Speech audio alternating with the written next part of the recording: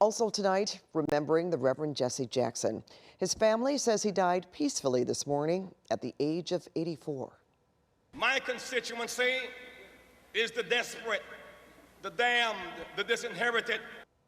Jackson marched alongside Dr. Martin Luther King Jr. in the 1960s, then went on to found his own organization committed to fighting for justice and equality for the underrepresented.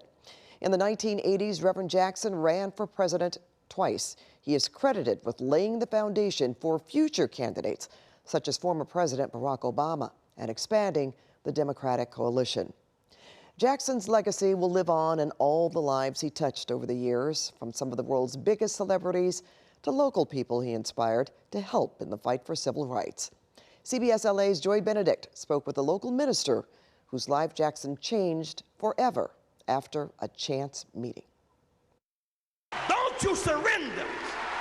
Suffering breeds character. It was a message he championed for decades. From all over the world in the streets of Los Angeles as Reverend Jesse Jackson made his presence felt and his legacy clear. I met Reverend Jackson at the age of 17. Reverend K.W. Toulis of Waller Street Missionary Baptist Church in Boyle Heights remembers him first as his childhood hero. He was on a tour, Upward Hope, Downward Dope tour, and the principal invited me into the office, and there sat the Reverend Jesse Louis Jackson. I was at awe. I mean, this was an icon, one that inspired the nation. And then he became a civil rights activist and reverend himself, and was proud to stand next to him first during the Rodney King riots. And he was one that came in the community, told us to stop with the rioting and let's come to the table and let's talk about some issues. But he says it wasn't just his activism that he'll remember, but his compassion. You know, when Michael Jackson passed away,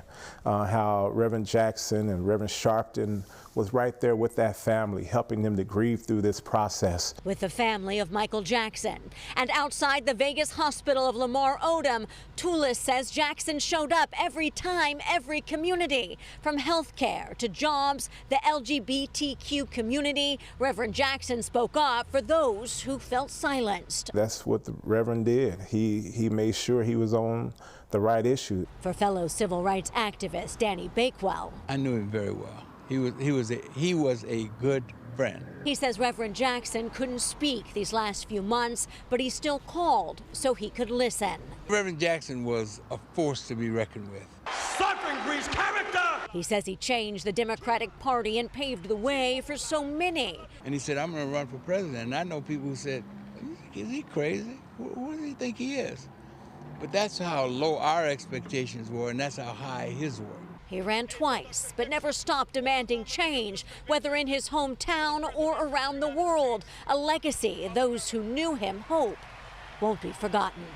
And he touched a lot of people's lives, and he made a lot of lives better. We must never surrender. America will get better and better. Keep hope alive. Keep hope alive. Joy Benedict, CBS LA.